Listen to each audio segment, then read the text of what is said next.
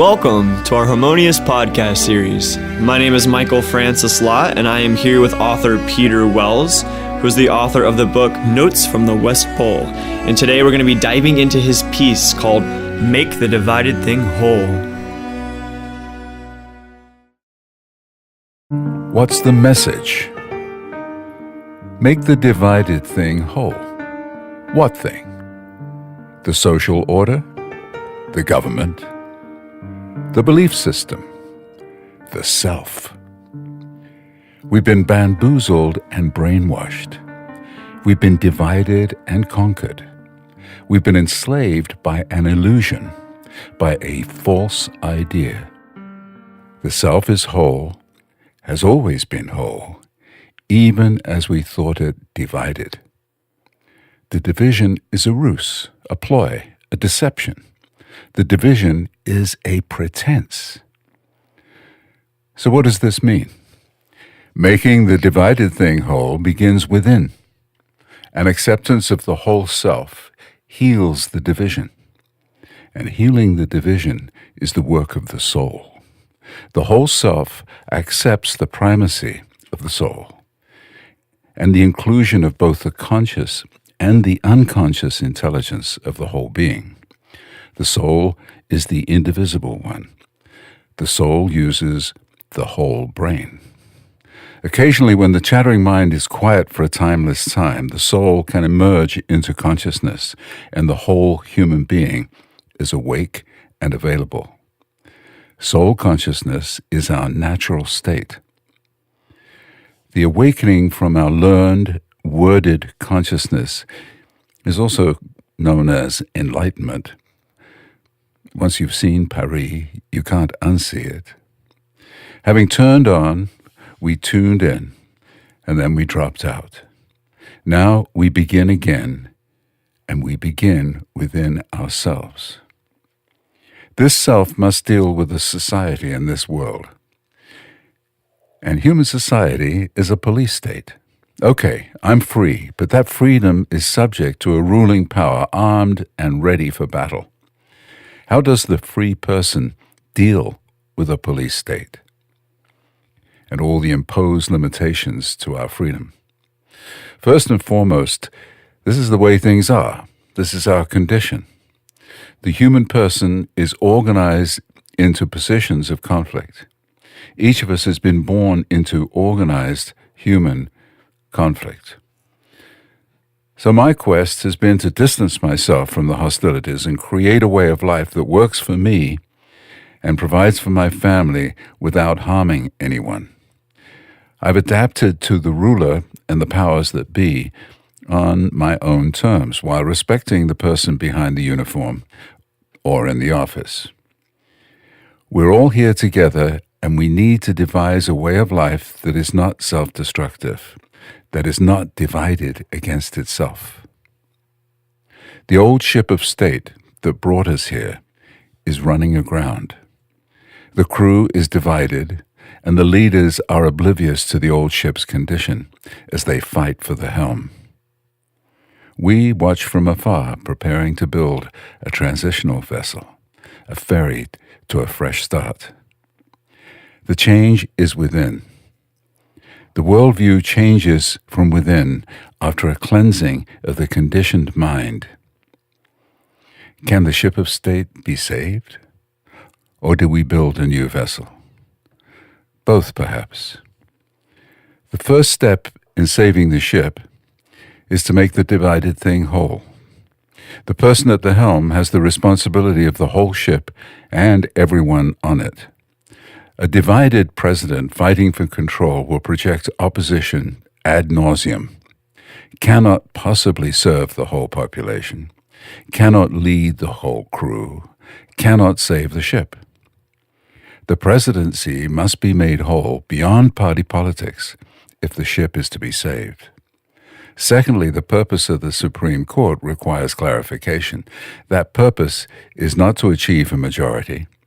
The obvious real purpose is to settle disputes by reaching agreement. Can the adversarial parts yield to the needs of the whole organism? Can we make our divisive system of governance whole? The mood of the whole country and even the whole world will change when the United States heals its divisive system by instituting a non-partisan presidency. It's a first step in making the divided government whole. Yes to different opinions and diversity. All of it can be heard. We use agreement as the basis for our games. A common understanding allows us to play the game. So let it be with governance. The agreement cannot be forced. 240-odd years ago, we agreed to constitute a government with the consent of the governed. Perhaps we can achieve this now. We're now about to enter a new story. The new story releases us from servitude. There is, however, one requirement, one understanding between us. This life is sacred. Our relationships are confused and conflicted by the adversarial system, a system that abuses life. Currently, the child is subjected to a compulsory education, stressing that war and human conflict is a fact of life.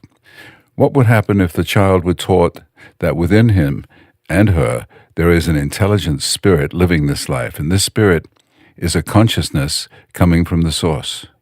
And this spirit exists in each living thing, and now we bring it to consciousness. And this spirit is sacred. That which you are is sacred. The life you call your own, the intelligence that moves you, is sacred. No getting away from it. Well, we've been forced to obey the ruler, to serve the ruler, and therefore we've created a false idea in our mind that this outside ruling power controls our life. This false idea is to yield the innate personal power to an inherited and pretended authority. The police power is real, but of much less significance than the personal power. Yes, the world is being run as a police state in which armed force is imposed on every person. What do we do about this? We need to return to our roots, to our original innocence, and contemplate the wholeness of it all. We can discard the false authorities and allow the inner power to bloom. It's in the consciousness. We all share a common consciousness. Yes, the details differ, the rituals are unique, but the ability to understand and to communicate on a shared wavelength is the key, because it's the consciousness that joins us. Making the divided thing whole is a matter of consciousness. Check it out. We're already whole. One whole planet, one whole human family, one whole person. At one point, we began to divide the whole thing. And we divided it into marvelous inventions, and we divided ourselves into nations and religions, and we just kept on dividing and dividing. Now, our divisions have multiplied into chaos. Now, we are divided against ourselves. We yearn for a less confusing, less conflicted way of life. We yearn to make the divided thing whole. What thing? The social order? The government, the belief system, the self.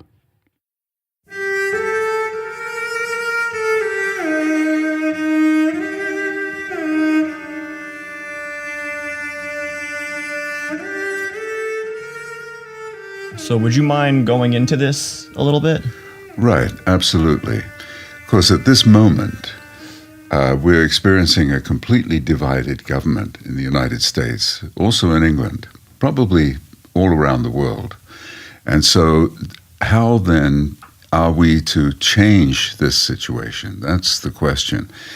And obviously it's very small steps, but we have to publicize the idea that what our divided government is achieving is actually self-destructive and unacceptable. And so making the divided thing whole starts with the person, starts with an understanding within the mind of the person that we are already whole and that our divisions are imposed or applied to a wholeness that already exists. We already are a whole self. We really do have a whole identity. And even though we can divide it between successful and failure and good and bad, nevertheless, the whole thing continues to exist. So the thing that this piece talks about is the transition from accepting a power outside oneself that is in fact divided to regaining the power within the oneself that is whole. Now, upon hearing this, to me, it's like, okay, we do live in a world of polarity. We live in a world of dualism. There's man, there's woman, there's darkness, there's light. There is, good and there's bad, you could say. So there's this obvious polarity inherent within this world. So how do you take these polarities and address them into the context of this wholeness that you're talking about? Well, of course, the polarity is already a division. It's the idea in the mind that there is a division. You just said several things that you consider to be divided. They can also be seen as whole. There is no real need for the government to be divided. Its responsibility is to the whole population.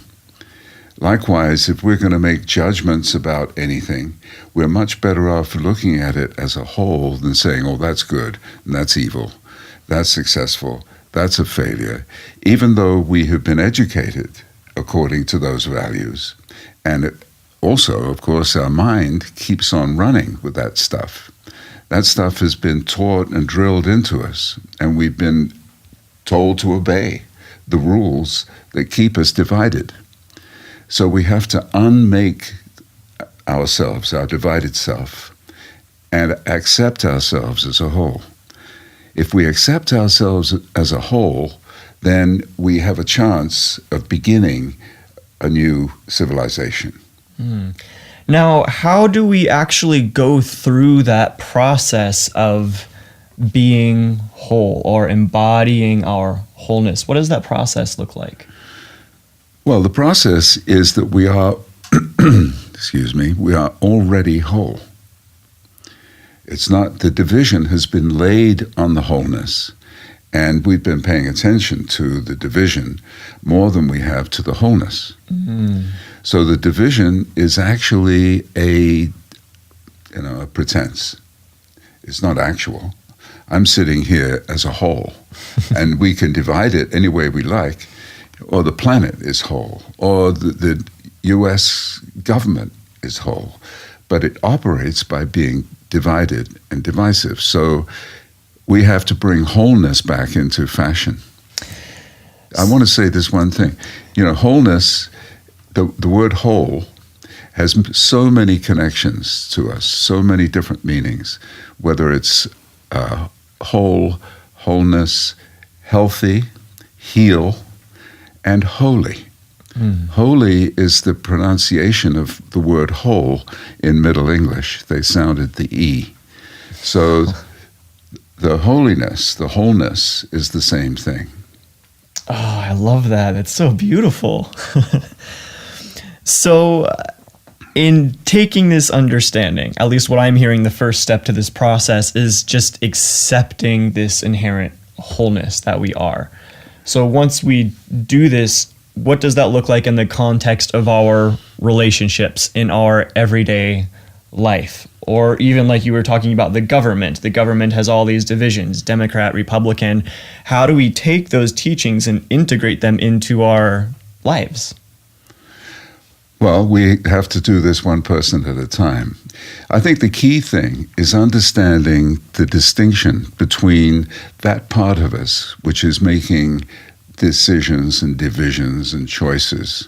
Our identity, our mental equipment is using the words that we have and the teachings we've received to be divisive, to be divided. But in fact, there's a whole being going on. And this whole being has a whole intelligence. And the wholeness of the being is perceptible to the identity. the thinker can perceive the wholeness.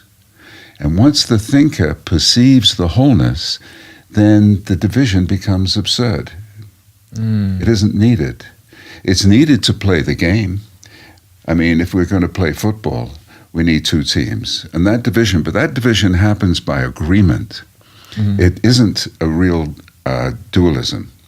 The understanding is that we're going to play this game and take sides and see what happens. But as human beings in our world, we are already whole. And our problem is that we have been trained and educated to believe hugely in the division. And I'm suggesting that what we need to do is to return to the holiness and be what we actually are, and not worry about judging it, not worry about choosing one part of oneself as compared to another, and applying that to the whole planet. Why choose this part of the planet is evil and this part of the planet is good? It doesn't benefit us. Yeah. Yeah, and I think one of the things that you are pointing to, that I'm hearing you say, is that in our relationships, in this dualism, if we disagree with somebody or something like that, then in recognizing our wholeness, then it organically brings us into a place of striving to achieve some form of mutual benefit between two people who are seemingly opposing. Right. Opposing viewpoints. Right. So. And the idea that we can achieve a mutual benefit is known to us. We already know that. That's something we've been doing. That's, as we talk about the agreement in a game, that's a mutual benefit. It's a mutual benefit to start a game in which one is going to be the winner and the other is going to be a loser. But it's a pretense. It's a game. And our culture and our government, we have governance in order to share our shared benefits and to share the kind of life that we're living. And we're so accustomed to the division that we cannot quite see the wholeness. Well, we have to let go of the division and be who we wholly are as a person first. We can't do it as a group until we've done it as a person. Yeah, so the thinker has to kind of shut up and let the whole being happen. One thing that's said in the piece, is that the soul, the intelligence of the whole being is available, and the brain uses the whole intelligence. The brain is working on wavelengths that the mind, the identity, has not yet discovered. So this wholeness of the intelligence and of the whole being is very, very important for the mind to understand, for the thinker to understand. Yeah, so what I'm taking away from hearing this is what you're basically saying is, rather than looking out into the world and prioritizing these presupposed divisions, we learn to prioritize that deepest part of ourselves, that deepest part of who we are that fundamentally understands its connection to all things. So it's a matter, I'm hearing, of priority and prioritizing the soul over the divisions of this culture. Yeah, you could say that, although prioritizing is very much a mental idea. We're already whole. We don't have to think in order to be whole. We don't have to make any judgments of ourselves or anything else to be whole. So it's accepting, it's almost silence, in effect. You don't need words in order to fully be that. And as you say, in dealing with a relationship with another person, it's the same acceptance of their condition as our own. I love that.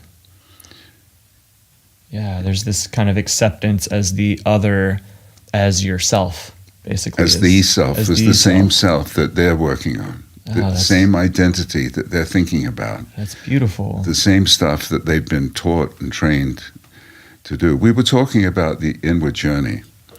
And the inward journey, in this case, is really about acceptance of the self, of the whole self. And how do we get there? We have to unravel the knots we've tied. We have to unravel all the teachings, all the stuff that divides us, that gives us one value over another, and just be this whole being. And that's the most natural thing for us to do. Each of us can do this. No problem. Okay, so let me kind of back you up a little bit here. You brought up this concept called the inward journey. Can Yes. you kind of more clearly define what that is? Yeah, I think it's a condition that we enter into when we're fortunate. Not everybody has the time or the energy to deal with an inner journey. I think it can occur best after we've received all of our training, all of our conditioning, all of the religious teachings, etc., and we tried our way in the world, and we're trying to figure how to be a part of this world. And our lives seem to be completely a problem. Mm-hmm. We can't figure out what this problem is because we're not able to join in to the extent that we want to. So the inward journey is a process of entering into one's own inner being, noticing very, very thoroughly our own inner dialogue, and noticing what it is doing. And since in this case, we're talking about being whole, therefore, the components, the parts of our psyche that we come across need to be felt and looked at again. Very often we have an experience in childhood that begins of fear that stays with us. And that fear recurs perhaps throughout our lives without our really being conscious about it because it was programmed in so early. Well, we have to look at that fear. We have to allow ourselves to feel those fears. And by feeling them, by really letting them exist, we free our identity from the idea of being constricted within a limitation. The whole self is not limited. The divided self that is trying to get ahead or trying to do this or is choosing or is evaluating itself is very difficult. It cannot be accepted because it's forever in dialogue. And the inner dialogue becomes, as I said, really crucial in unraveling these fears and these doubts that one doesn't need. Yeah, and kind of another perspective of what I hear you talking about is basically healing trauma, healing personal trauma, because the way that trauma works is it happens in childhood and then it reenacts over the course of our life. And the reason why it reenacts is because that's like our psyche's way of trying to give us the opportunity to face these things that we're afraid of. So once we face that trauma, we face that fear, and we allow ourselves to experience it and survive it, then in essence, we become freed. We become released from that fear, from that trauma. And it's basically kind of what you're talking about with regards to this inner journey. Yeah, the mind doesn't need to think about it. You know, if the trauma has been healed, and I mean, the trauma is really with us because it's thought. And we might have a subconscious feeling that we're entering into this dangerous zone. And that dangerous zone may be completely valid for the child. It was completely traumatic. But for the adult human being, doesn't need that fear anymore. That belonged to another time and another condition. And so now, if we're really on the inward journey and we're really feeling our way, that fear can be released. We can let it go. Yeah, and what I'm kind of hearing you saying too, it's in the process of confronting our traumas and overcoming them in a way that's almost like leaving behind childhood and stepping into true adulthood. Okay. It's kind of how I see it. Yeah, that's one way of putting it. I like that. Yeah, stepping into a new level of psychological and spiritual maturity and approaching your life from a more empowered perspective rather than unconsciously distracting and avoiding all of your unconscious fears, basically. Right. We've been taught so thoroughly in our early years to deny different parts of ourselves. Mm-hmm. I mean, it was absolutely rampant that our sexuality was denied, and all kinds of fears occur through that. Mm-hmm. So I think the society is now at work on that, and we're kind of trying to dig those out and live a full life. But the thinker has to deal with what he's thinking about. Mm. And the thinking it often will include fears. That the fears have to be addressed. We have to go at them because there's nothing there. It's not really there. The behavior is reacting to something that occurred to the child Mm-hmm. and doesn't need to do that anymore. Right. So if we go on the inward journey, the end result of the inward journey is to recognize that the thinker and the mind doesn't have to operate all the time and make judgments and choices, that the whole being is available, and that whole being is actually what I'm calling the soul. Mm. That the soul is the wholeness of what we are, and the judgment of that is not possible. Wow. The correction of that is not possible. You can correct the behavior, you can change your name, and you can change your role in society, but you can't change the soul. The soul is already whole and functioning. Now, the soul has basically the whole intelligence, which is the same condition, has learned how to think and has learned how to measure and evaluate. And it's not to be discarded. It's just not to be used other than for the benefit of the soul. Mm. Nice. Ah, so beautiful. So beautiful. So thank you, Peter, for this really insightful dialogue. It's been my pleasure, Michael, Yeah, to be with you. likewise. Yeah, thank you. Stay connected with us and get the book Notes from the West Pole on our website, www.harmonius.com, and that's spelled Harmony Us with a Y. Thanks for listening.